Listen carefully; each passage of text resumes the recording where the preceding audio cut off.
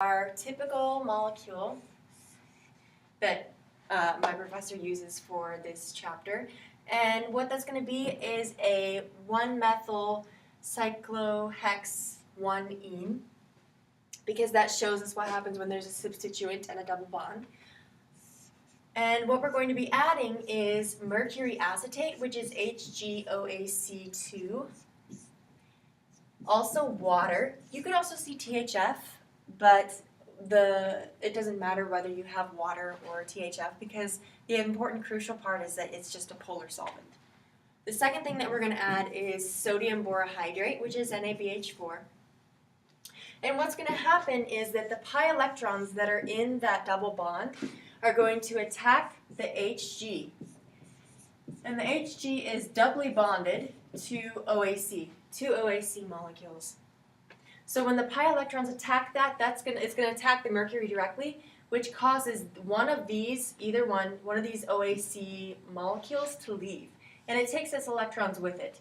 So we're going to get the HgOAC sort of forming an intermediate with this based on these pi electrons here. And then this OAC is going to leave as an overall negatively charged ion.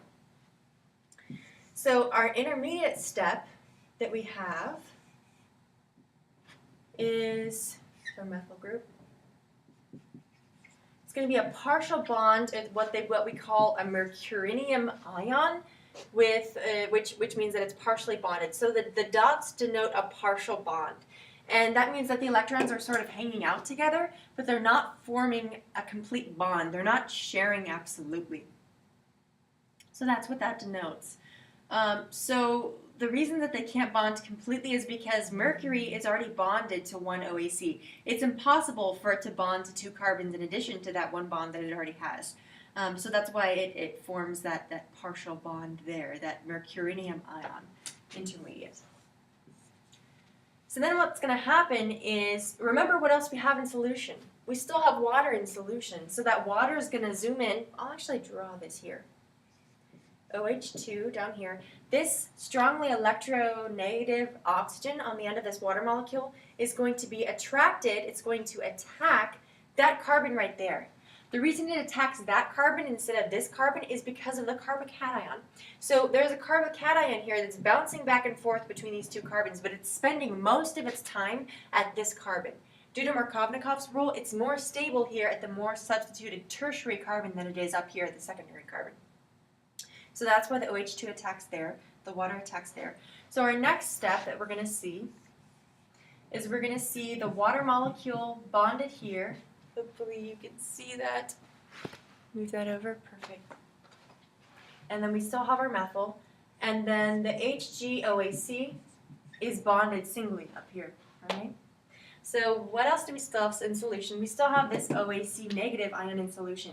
So this water molecule, as it's bonded, it has a partial positive charge on that oxygen, because that oxygen is being pulled 3 different ways. It's got the two hydrogen positively charged atoms on the outside, and it also has a strong bond to the carbon here. So it doesn't have a lot of affinity for those hydrogens because it's already getting some electrons from carbon that's more electron rich. So it's not quite as strongly attracted to these hydrogens as it was before. It's not pulling them towards itself as strongly as it was before. So when this OAC negative comes around, these hydrogens are very vulnerable to being swept away by one of these because they're on the outside. So this OAC is going to attack the hydrogen, and this hydrogen is going to leave its 1 electron behind. Notice the 1-headed arrow, which is going to render this alcohol neutral when it leaves. All right, so our next step is going to be this with the HgOAC up here and the alcohol down here, and then we still have our methyl. All right. For the last step, all you need to do is draw an arrow and write NaBH4, and then you simply draw your product. That's the great thing about this, is that for OChem 1, we don't need to know the specifics behind the borohydrate atom kicking off a hydrogen and pulling off the HgOAC. All we need to know is that the NaBH4 pulls off this molecule here, giving us our final product, which is 1-methyl cyclohexanol, or cyclohexane 1-ol.